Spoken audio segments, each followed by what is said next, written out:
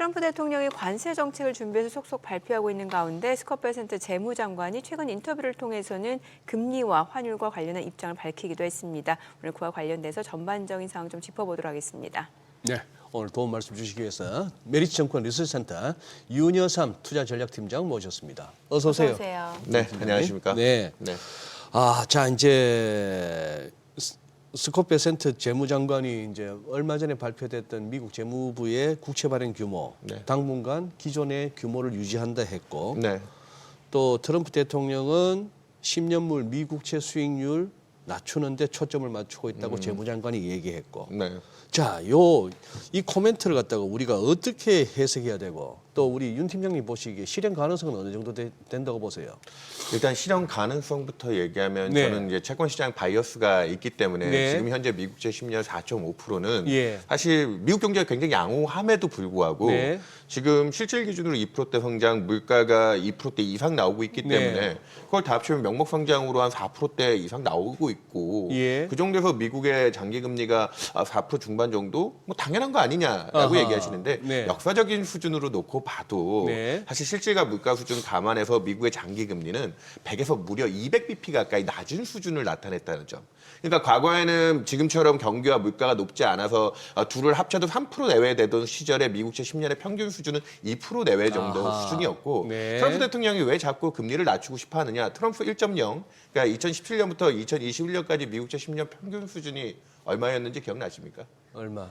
예, 2%대였고요. 고점이 네. 3.1%였습니다. 예. 지금 작년에 9월에 비컷 할 때 미국 10년 금리가 잠깐 저점을 찍었지만 그때 3.6%까지 바닥을 보고 나서 오히려 트럼프 대통령 당선되면서 미국 경제 뭐 호조에 대한 기대, 그다음에 확대 재정과 관세 부과에 따른 또 인플레이션 이런 우려들이 버무러지면서 지금 미국 10년 금리가 트럼프 취임 직전까지 4.8%까지 찍었다가 예. 요 근래 오히려 이제 지난주에 베센트 재무장관 취임과 함께 트럼프 대통령이 내가 금리는 파월 의장보다 더 잘 알아.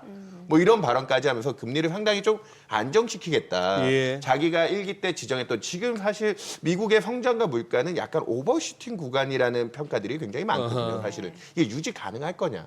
그런 부분을 생각했을 때 저희는 미국채 10년 금리 아까 안정화시킬 수 있는 거 실현 가능성이 얼마나 되느냐.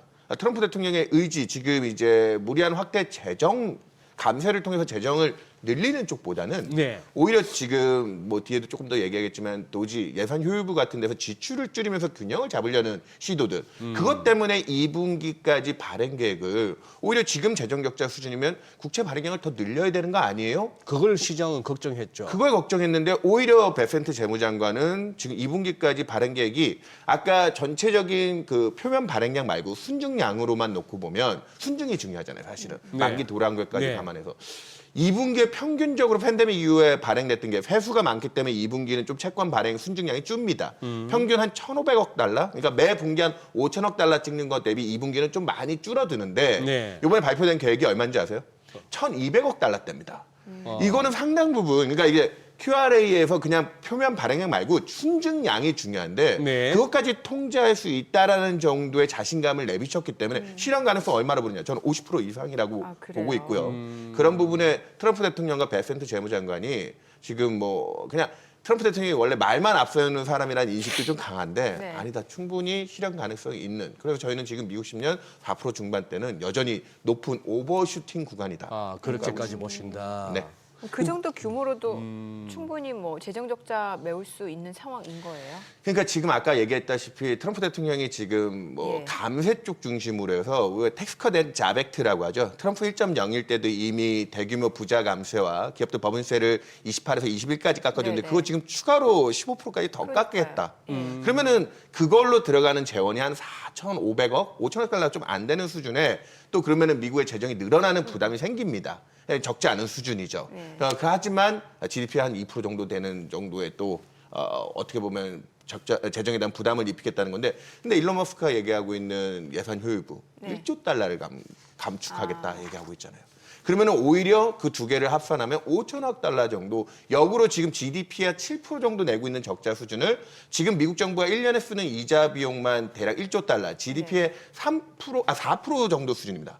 GDP의 4% 가까운 수준은 30조 달러에 한 1조 달러, 지금 1.2조 달러로 지금 늘고 있거든요. 계속 그냥 금리가 높고 부채량이 늘다 보니까 미국 정부가 내야 될 이자 부담액이 늘잖아요. 그게 재정 건전성을 악화시키는 건데 그렇기 때문에 트럼프 대통령은 베센트 재무장관을 앞세우면서 그리고 일론 머스크 같은 이제 예산 효율부를 앞세워서 재정을 오히려 감세도 해주지만 불필요한 지출을 줄여서 균형을 잡겠다. 그래서 재정 적자가 지금 GDP의 5%, 이자 비용은 4% 쓰는 걸 GDP의 5%대까지 그렇게 따지면 굉장히 균형적인 재정 쪽으로 가는 겁니다. 이자 비용을 제외하고 나면 나머지 전체적인 적자 수준을 그거를 기초재정이라고 하거든요. 네네. 이자 비용을 제외한 네. 실제로 쓰는 돈. 네. 그걸 2% 이내로 잡아간다면 바이든 행정부일 때보다는 훨씬 재정적인 균형을 찾아가는 방향이다. 그래서 저는 그 부분에서 미국 채권 시장에 대한 수급 우려들이 그동안 많이 불거졌고 대부분 감세 쪽에 포커스를 맞추면서 트럼프가 돈을 더 쓰지 않겠느냐는 쪽이었는데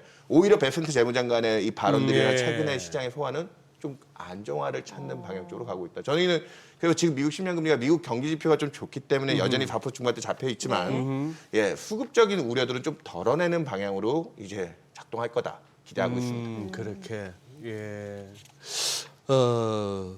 이래저래 보면은 결국 기존 미국 행정부에서 볼 수 없었던 도지 네, 정부 효율부라고 하는 그게 생기고 나서 네, 또 수장을 정치인도 아닌 일론 머스크를 갖다가 또 이렇게 앉혀가지고 네. 지금 완전 집권 초기에 질풍노도처럼 달리고 있다 보니까 워싱턴 DC는 시끌시끌해요 보니까. 그렇죠. 기존 정치인들 중에는 우리 뭐 입법부는 바지 저고리냐, 우리 제껴놓고 너 다 하느냐부터 해가지고 그 눈먼 돈으로 이렇게 누리던 그 세력들 입장에서는 이제 죽었다 싶으니까 막 반대하고 그쪽 뭐 USAID 같은 데서부터 돈 받던 언론들은 아가거리고 있고 이 이제 만만치 않은 어떤 저항을 맡고 있는데 그보다 궁금한 거 아까 보여주신 표에서 이제 이번에 발표된 국채 발행 네네. 규모 자체도 늘지 않았는데 네. 어때 만기별로도 변화가 없네요. 그러면 지금 저 계속 단기 비중이 높은 단기채 비중이 높은 저 부담은 계속 이어지는 거 아닙니까? 일단은 지금 네. 이건 되게 상식적인 부분입니다. 왜냐하면 상식적인? 아까도 얘기 드렸지만 지금 트럼프 과거의 미국의 평균적인 금리 수준 대비 지금 미국은 고금리 시대잖아요. 네. 근데 여기서 장기 채권을 많이 발행하면 발행할수록 지금 20년 이상 30년짜리 찍으면 30년짜리 지금 4.6% 이자를 30년 동안 30년 지급하겠다는 동안 거거든요. 가야 된다. 우리 그렇구나. 불과 팬데믹 발생했던 5년 전에 발행했던 미국채 30년 금리가 얼마인지 아십니까?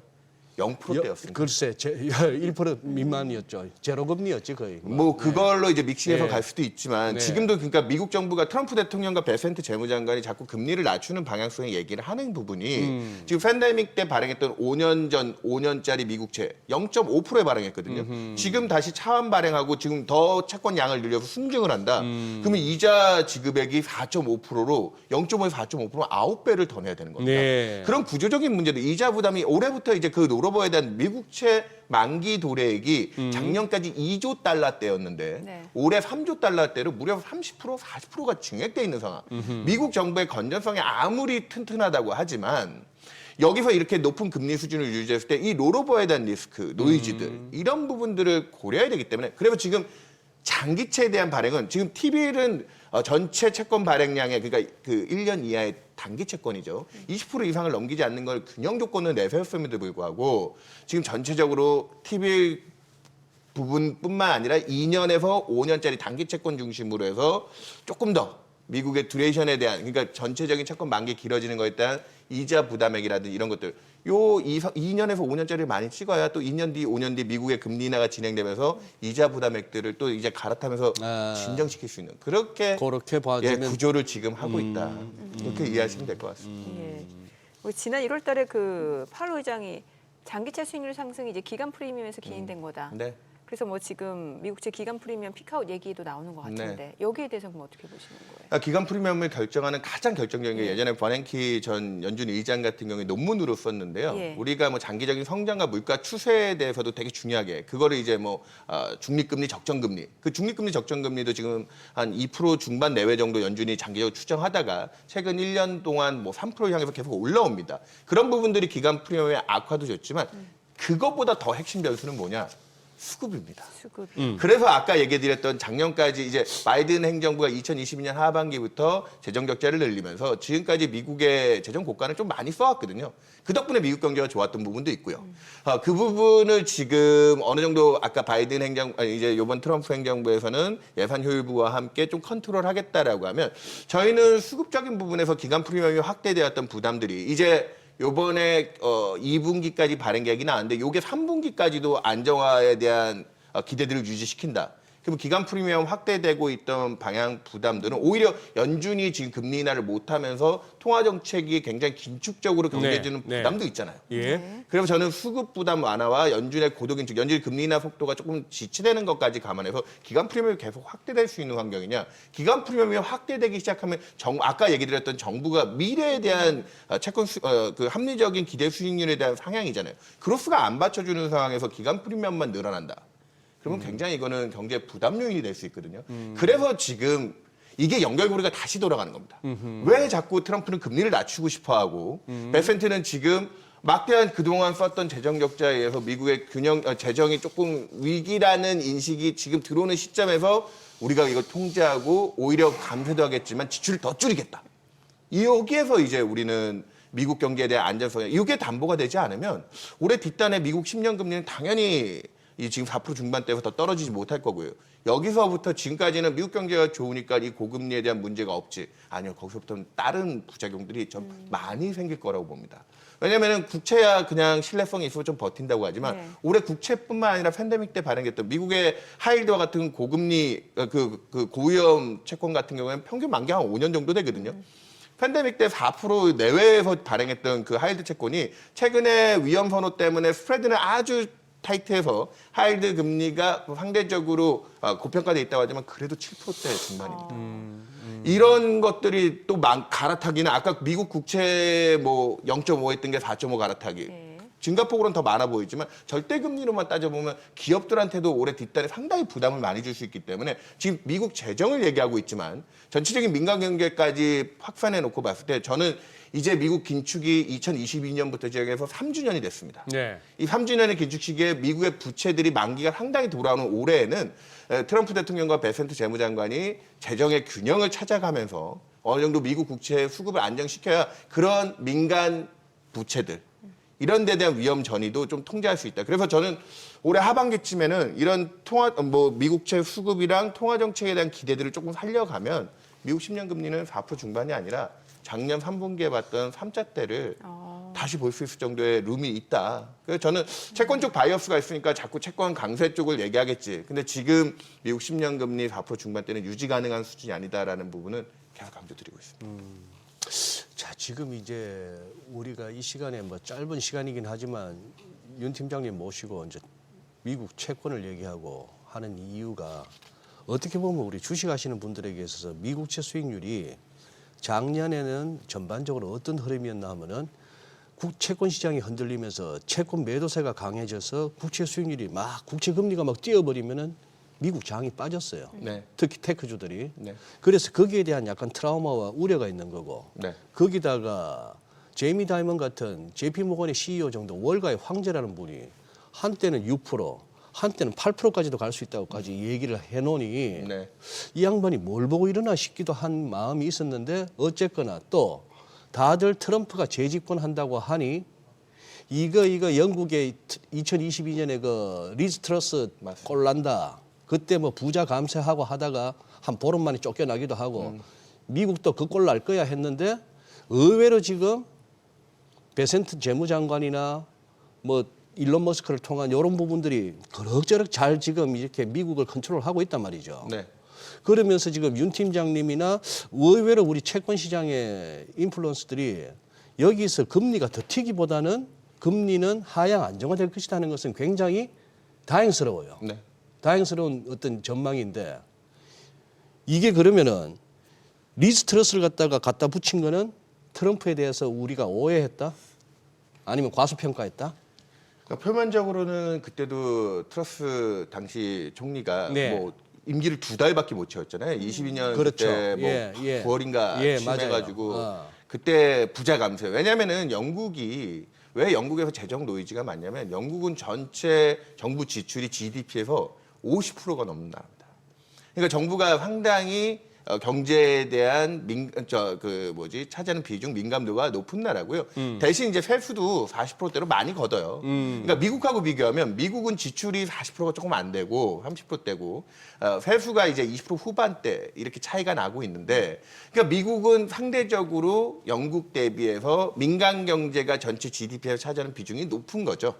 그래서 영국은 그렇게 해서 부자 감세 중심으로 해서 좀 기입하겠다 했을 때 재정에 대한 민감도가 높아서 그때 당시에 트러프 모멘트로 해서 한 2분기 동안 영국채 10년 금리가 200bp 이상 치솟는. 완전 스파크가 났었죠. 그래서 그 총리가 2달 만에 사임한 건 역사상 최단기 사임이었거든요. 네. 근데 미국과 이걸 비교하는 건 좀 어려운데, 미국에서도 이번에 감세하겠다고 하고 우리는 이번에 일론 머스크의 도지 예산 효율부가 나오기 전까지는 대부분 재정 적자를 더 늘리는 쪽, 감세 쪽에 포커스를 맞추면서 트럼프는 또다시 확대 재정 쪽에 트럼프 1.01 때도 그때 재정 적자 GDP 한 2-3% 하던 시절에도 한 1%포인트 이상 재정 적자를 늘리면서 미국 경제를 부스팅했던 경험이 있거든요. 그쪽만 포커스했는데 이번에 트럼프는 분명히 다릅니다. 트럼프랑 트러스는 다르죠. 다르다. 그래서 아까 말씀드렸다시피 지출을 줄이는 쪽에서 지금 미국의 재정 적자가 바이든 행정부 때 GDP 7%까지 늘려놨다니까요. 이거는 2008년 금융위기 때 미국의 재정 적자가 GDP의 몇 프로였는지 아세요?